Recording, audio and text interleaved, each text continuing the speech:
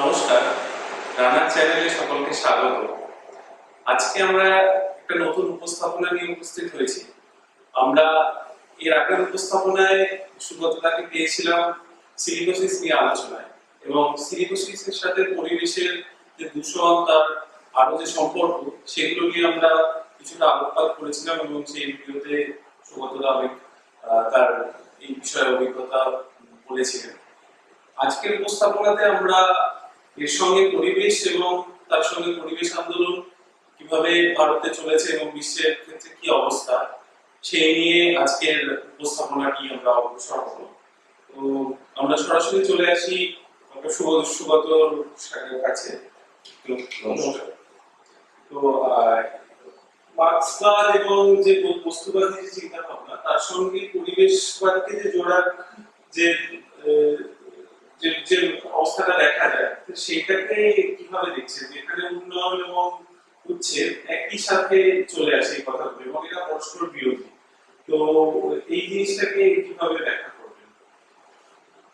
প্রথমত একটা সাধারণ ধারণা আছে যে মার্ক্স সম্ভবত পরিবেশ নিয়ে কখনো উল্লেখযোগ্য কিছু বলেননি তার লেখায়।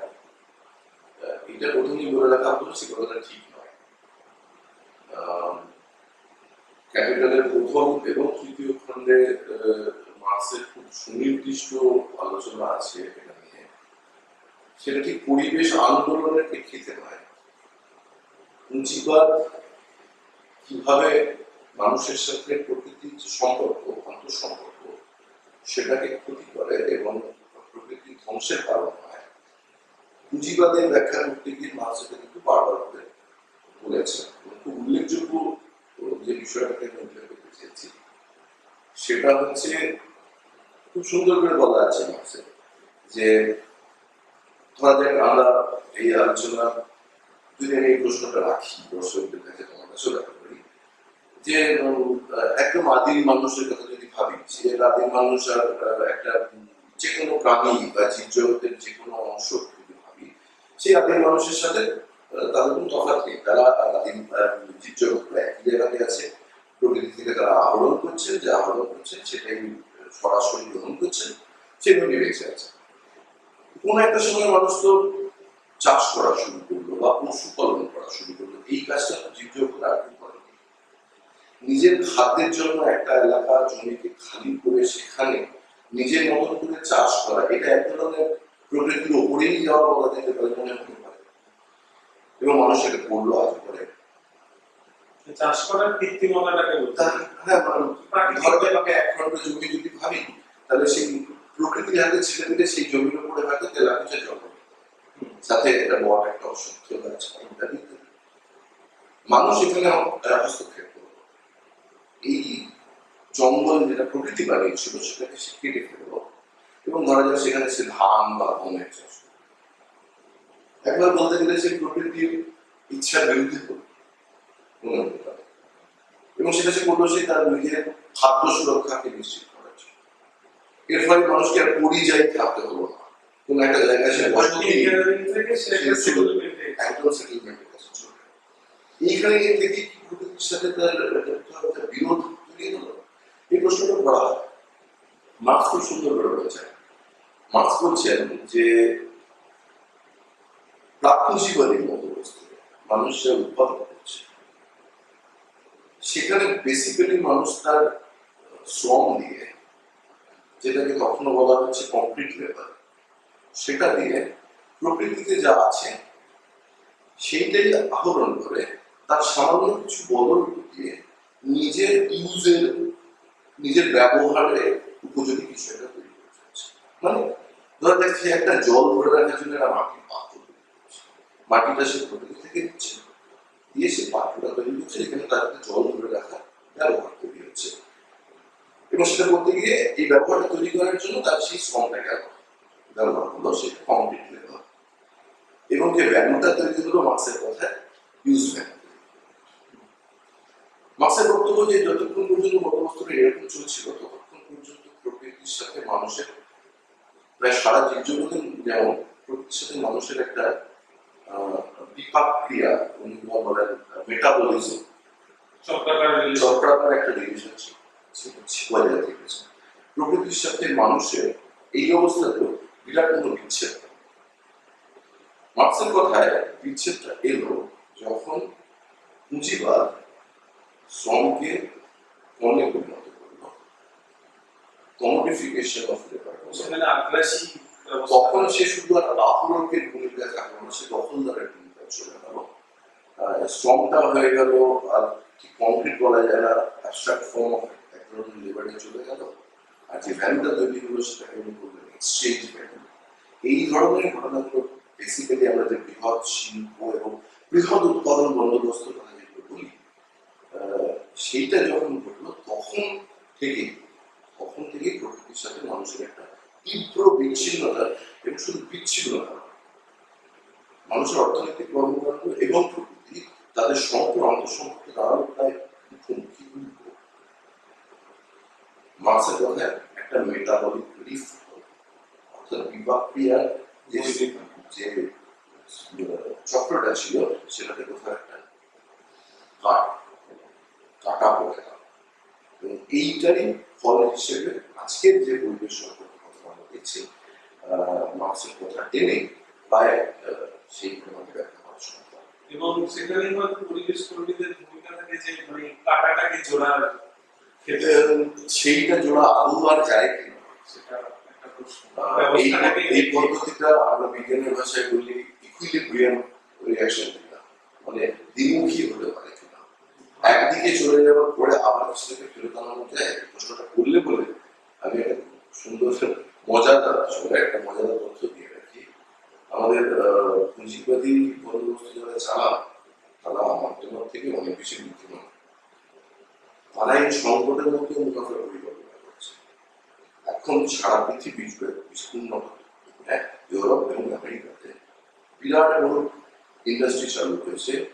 সেই ইন্ডাস্ট্রির কাজ হচ্ছে রেস্টোরেশন অফ নেচার, মানে সাস্টেইনেবল ডেভেলপমেন্ট। না না না না, আমার বাড়ির আশপাশে পরিবেশ ক্ষতিগ্রস্ত হয়ে গেছে, তুমি সেই কোম্পানিটা চালাও, আমি ফোন করে তোমার কথা বলা দেবো এবং প্রচুর পরিমাণ টাকা দেবো।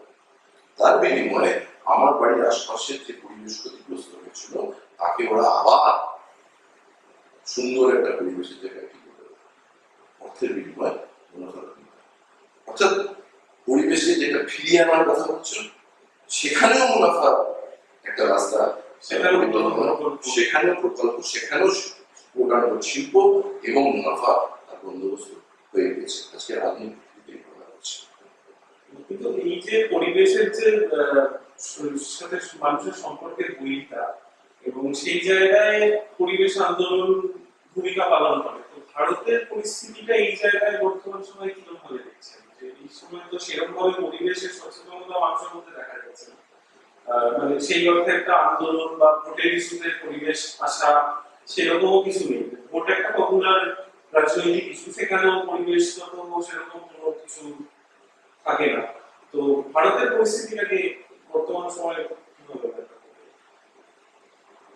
তুমি তো বলে গেলে যে খুব গুরুত্ব দিয়ে দেখা হয় না, চালু যে পদ্ধতিটা আছে তার মধ্যে দেখা হয় না, এখন দেখা হয় না, যদিও লেখালেখি প্রচুর। আমার প্রথম কথা হচ্ছে পরিবেশকে কতগুলো মানে মানুষ বহির্ভূত কতগুলো গাছ, জঙ্গল, জল, পাহাড়, পথ এভাবে যদি দেখা হয় তাহলে এই বিচ্ছিন্নতা থাকবে কি ভাবনা হচ্ছে। প্রথমে বুঝতে হবে যে পুঁজিবাদের কর্মকাণ্ডের ফলে পরিবেশ যখন ক্ষতিগ্রস্ত হচ্ছে তখন একদম নিশ্চিত করে তার সাথে একটা বিপুল জনগোষ্ঠীও ক্ষতিগ্রস্ত হচ্ছে। তারা কোথাও শ্রমিক হতে পারে, কোথাও সাধারণ বাসিন্দা হতে পারে, এবং তারা উচ্ছেদ হচ্ছে এবং উচ্ছেদ হয়ে সেই প্রিমিটিভ অ্যাকুমুলেশনের লাইনে তাদেরকে তাদের জীবিকা সবকিছু থেকে উচ্ছেদ করে তাদেরকে সর্বহারা শ্রমিকের লাইনে করা হচ্ছে। পরিবেশ উচ্ছেদ কিন্তু মানুষকে বাদী কখন আজকে অযোধ্যা দুর্গা পাহাড়ে যে ঘটনা ঘটছে তার জন্য যদি পরিবেশের কথা বলি তাহলে সেখানকার আদিবাসী মানুষদের উচ্ছেদের কথাটাও আমাদের বলতে হবে। মানুষকে বাদ দিয়ে পরিবেশকে আলাদা করে দেখলে কিন্তু ওটা একটা যেমন একটা বিমুক্ত একটা কিছু সেটা দেখা উচিত। দ্বিতীয় প্রশ্নটা যেটা যেটা বললে যে এই মুহূর্তে ভারতবর্ষের বিভিন্ন জায়গাতে হ্যাঁ হচ্ছে, ধরা যাক আমাদের দেউচা পাচামি হচ্ছে। দেউচা পাচামি মানে কি শুধু ওই পাহাড়টা মানে ওই এলাকাটা নষ্ট হয়ে যাওয়া, খাত তৈরি হওয়া, ওখানকার বাস্তুতন্ত্র ধ্বংস হওয়া, শুধু তো তা না, 20,000-এর বেশি পরিবারের উচ্ছেদ হওয়ার কথা সেটা এবং পরিবেশ এবং এই মানুষকে একসাথে সম্পৃক্ত ভাবে দেখতে হবে, তবে ব্যাপারটাকে স্বাধীনভাবে দেওয়া যাবে। শুধুমাত্র একটা নদী দেখলাম কিন্তু নদীর সাথে জুড়ে থাকা মানুষগুলোকে যদি না দেখি তাহলে কিন্তু ভুল দেখবো। মানুষবিহীন জীবজগৎ জগৎটাই কারণ মানুষ জীব জগতের অংশ, যখন উৎখাতটা হচ্ছে সবকিছু মিলিয়ে একটা ছোট অনুজীব উৎখাত হচ্ছে, একটা পাখি উৎখাত হচ্ছে, মানুষ উৎখাত হচ্ছে, এভাবে দেখতে হবে। যেমন একটা উল্লেখযোগ্য ঘটনা আমি কিছুদিন আগে পরে করছিলাম, কিছুদিন মানে হয়তো 10 দিন 15 দিন আগে। তাতে জানা গেল যে আসামের শিবচরে ডুলু বলে একটা চা বাগান আছে, ছিল 100-150 বছরের পুরনো, 1000 শ্রমিক কাজ করা হয়েছে অনেকটা জায়গা জুড়ে। আসামের সরকার, বিশেষ করে সরকার, তারা পরিকল্পনা করেন যে ওখানে একটা এয়ারপোর্ট মামলা। হ্যাঁ, 2016 সালে ভারত সরকার একটা প্রকল্প নেয়, তার নাম হচ্ছে উড়ান, উড়ে দেশটা আম নদী, এই নামে। এর মধ্যে অনেকগুলো নতুন এয়ারপোর্ট তৈরি করা, তার মধ্যে একেবারে গুরুত্বপূর্ণ এখানে। এবং যেটা অদ্ভুত ঘটনা আমি কাগজে পড়ে বুঝলাম যে কোন রকম পরিবেশের ব্যাপারে সম্পর্কে কোনো ভাবনা চিন্তা, কোনো ছাড়পত্র, সাধারণ পদ্ধতিগুলো আছে, আইনি পদ্ধতি আছে। জমি নিতে গেলে এখন মানে সামাজিক ইম্প্যাক্ট কিরকম, পরিবেশের উপরে ইম্প্যাক্ট কিরকম, এই সার্ভেগুলো আগে করতে হয়, তারপরে সরকার যারা মানুষ উচ্ছেদ হলে, শ্রমিক উচ্ছেদ হলে গণশুনানি করতে হয়, এগুলো আইনে আছে, এগুলো আমরা শুরু করেছি বিভিন্ন সময়। প্রায় 10 লক্ষ গাছ, 10 লক্ষ না, আমি কাউকে যেটা বললাম সেটা প্রায় 42 লক্ষ চা গাছ, এবং 10,000 চা বাগানের উপরে চায়ের ছায়া দেওয়া শেড বিক্রি করা, সেও বেশ কয়েক হাজার কেটে উড়িয়ে দেওয়া। এবং এটা উড়িয়ে দেওয়ার পরে তারপরে গিয়ে আসাম সরকার অথবা বিমানবন্দর এয়ারপোর্ট অথরিটি অফ ইন্ডিয়া এখানে বিমানবন্দরে আমরা করবো বলে ভারত সরকারের কাছে আবেদন জানায়। ভারত সরকার তার প্রথমে ছাড়পত্র নাকি দিয়ে দেয়। তারপরে কলকাতার কিছু মানুষজন শুনেছি তারা কোর্টে দ্বারস্থ হন, খুব মানে খুবই উল্লেখযোগ্য। মানে আমি সত্যি কথা বলতে কি গত 15-20 বছরে এইরকম কোনো জাজমেন্ট আসতে দেখি পড়লাম সুপ্রিম কোর্ট থেকে। সুপ্রিম কোর্ট থেকে চন্দ্রচূড়, প্রধান বিচারপতি চন্দ্রচূড়ের যে বেঞ্চ আছে, তারা পুরো বিমানবন্দরের কাজের উপরে স্থগিতাদেশ দিয়েছেন। শুধু তারা বলেছেন পরিবেশ সার্ভে যেটা আছে সেটাকে সম্পূর্ণ না করে কিছু কাজ শুরু করা যাবে না। আরো মজাদার ব্যাপার হচ্ছে, খুবই মজাদার বলবো না, উল্লেখযোগ্য যে বলেছেন যে এটা গাছ কেটেছিলেন যে তার আগে চা গাছ বাগান গাছের অবস্থা ছিল, তার উপরে কি পরিবেশের প্রভাব পড়বে সেইভাবে বিবেচনা করতে হবে।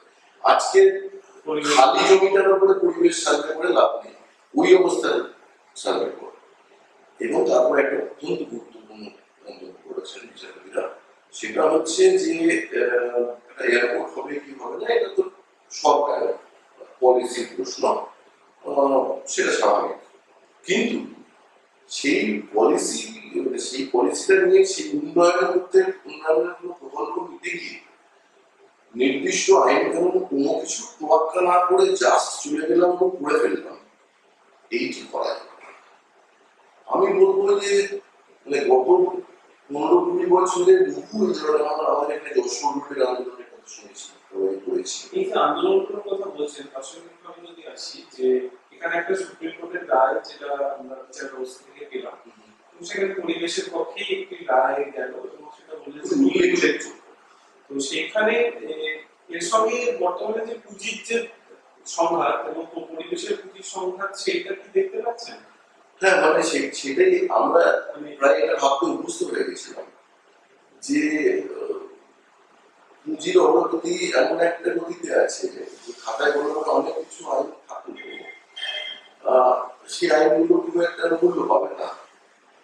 পুঁজি এবং উন্নয়নের নামে যে কোনো ধরনের উৎসের অনায়াসেই করে ফেলা যায় বা যাবে, এটা যে আমরা গত বেশ কিছু বছর ধরে দেখেছি, বেশ কিছু বছর ধরে দেখেছি। হ্যাঁ, কিন্তু সেখানে এই ধরনের ঘটা, এবং এটা নিশ্চিতভাবে এটা এই ধরনের পরিকল্পনা বা প্রকল্প যারা নিতে যাচ্ছেন ভবিষ্যতে, তাদের কাছে এটা একটা দুশ্চিন্তার কারণ ঘটে যে সব ক্ষেত্রে যদি পরিবেশের নির্দিষ্ট ছাড়পত্র আইন মেনে সমস্ত কিছু করে, তুমি সিলিকোসিসের কথা বললে, সিলিকোসিসে পাথরের শিল্পর কথা হচ্ছে, তার নিয়ে টেন্ডার হচ্ছে, তাই যদি হয় তাহলে আইন পরিবেশ আইন মেনে ওখানকার শ্রমিকদের স্বাস্থ্য সুরক্ষা, ওখানকার বাসিন্দাদের স্বাস্থ্য সুরক্ষা, পরিবেশের কি হাল হকিকত, এই সমস্ত বিচার করে যদি তাদের পাথরের শিল্পে যেতে হয়, তাহলে কিন্তু তাদের একটা বড় মাত্রায় নিজেদের কাজকর্মে বদল আনতে হবে, যেটা তাদের মুনাফার ক্ষেত্রে কিন্তু সমস্যার কারণ হবে বলে আমার একটা বৈরিতা জায়গা কিন্তু তৈরি হয়েছে। এটা পুঁজিবাদীরা সহজে মেনে নেবেন বলে আমার বিশ্বাস নাই, কিন্তু এখনো পর্যন্ত এই রায়টা একটা সম্ভাবনা দেখাচ্ছে যে তাদের পক্ষে কঠিন হবে। এবং এই জায়গায় দাঁড়িয়ে যদি একটু দর্শনগত দিকে দাঁড়িয়ে যে উত্তরাধুনিকতাবাদী যারা এবং তার সঙ্গে যারা সো কল্ড মার্ক্সবাদী, সেখানে একটা অভিযোগ তারা করে যে এরা মানে শুধু শ্রেণী সব নিয়ে চিন্তিত, পরিবেশ নিয়ে নয়। তো এই জায়গা থেকে এটা কিভাবে মানে এই প্রশ্নগুলোকে কিভাবে উত্তরাধুনিকতাবাদীরা যতটা সময় এনজিওদের একটা ভূমিকা থাকে যে সেটা নিয়ে অনেক সময় প্রচার করা হয় যে এনজিওরাই পরিবেশ ব্যাপারটাকে এগিয়ে নিয়ে যাচ্ছেন, সচেতনতা ইত্যাদি। তো এই জায়গাটাকে কিভাবে দেখবেন? উদাহরণ পোস্টমডার্নিস্টদের সঙ্গে একটা মন্তব্য করি যে ওরা নিজেদের দর্শন নিয়ে যত বলেন তার থেকে বেশি মার্ক্সবাদের সমালোচনা থাকে না, সেটা করার মধ্যে বিরক্ত করে, যদি ওদের মধ্যে অনেকগুলো সুগুরুত্বপূর্ণ কথা আছে আমি মনে করি আছে। ওরা প্র্যাকটিসিং মার্ক্সবাদ কিন্তু প্র্যাকটিসিং মার্ক্সবাদী আছে, তাদের সম্পর্কে যে অভিযোগটা করেন যে এরা অর্থনৈতিক বিভিন্ন বিষয়গুলো নিয়ে যতটা কথা খামন, তার সাথে পরিবেশকে সম্পৃক্ত করে দেখেননি, তাকে একটা আলাদা সাবজেক্ট হিসেবে ধরেছেন। এদের মধ্যে আন্তঃসম্পর্কটা সার্বিকভাবে বিচার করেননি, ফলে এটা নিয়ে তারা কখনো বিশেষ মাথা ঘামায়নি। ফলে পুরো ব্যাপারটা থেকে গেছে পরিবেশ সংরক্ষণের উপরে, যারা আপনার পরিবেশটাকে একটা আলাদা, তারাও পরিবেশটাকে একটা আলাদা এন্টিটি হিসেবে, মানে প্র্যাকটিসিং মার্ক্সবাদী যারা তারাও আলাদা করে ফেলছেন, পুরো অর্থনৈতিক কাজকর্মটাকে ওটাকে গুরুত্ব দিতে হবে বলে বলছেন, আর পরিবেশবিদ বলে অনেকে আছেন, অনেক সংগঠন সম্মানজনক কাজ করেন, কিন্তু তারাও ওইটাকে আলাদা করে ট্রিট করেন। এই অভিযোগ আমার নিজের মনে হয় একটা সত্যি, এবং এটা মার্ক্সবাদীদেরই প্রাথমিক দায়িত্ব বলে আমার মনে হয় যে তারাই পারবেন এই এই এই দুটোর মধ্যে যোগসূত্রটাকে খুঁজে পাওয়া, এবং মার্ক্সের বলা কথা থেকেই তারা এটা পারতে পারেন।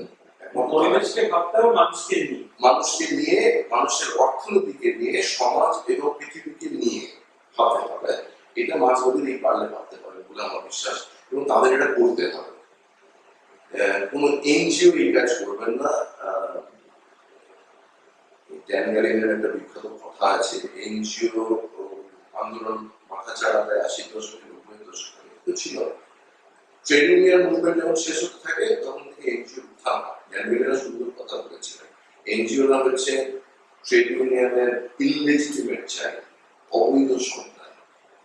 ট্রেড ইউনিয়নের যে কাজগুলো করার কথা ছিল সেগুলোকে শেষ করে দেওয়া হলো, আর এনজিওরা সমস্যাগুলো থাক, সমস্যাটা শেষে গিয়ে পুলিশ লাগানোর কাজে অনেক এনজিও ব্যবহৃত হবেন, এবং তাদের রসদ জোগাড়ের কিন্তু পুঁজিপতি দেয়। এবং একটা তথ্য বলে এনজিও অর্থনীতি সারা পৃথিবীতে এখন 8ম বৃহত্তম অর্থনীতি, ইউনেস্কো।